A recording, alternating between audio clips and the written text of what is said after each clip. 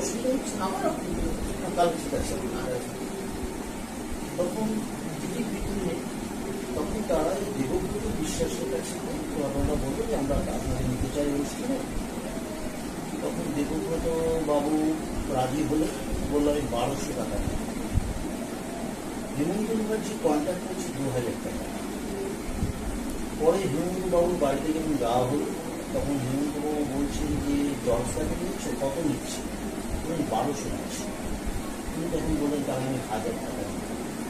তাহলে কি কোয়ালিটির মানুষ আপনারা, যে যিনি 2000 টাকা রেট করলেন সেখানে যেহেতু দেবব্রত বিশ্বাস 1200 টাকা নিচ্ছেন, উনি রেটটাকে কমিয়ে বললেন 1000 টাকা। সেই জন্যই হেমন্ত মুখার্জির আরো অনেক কিছু আছে, যেমন ধরুন প্রতি মাসের প্রথমে একটা মাদুর পেতে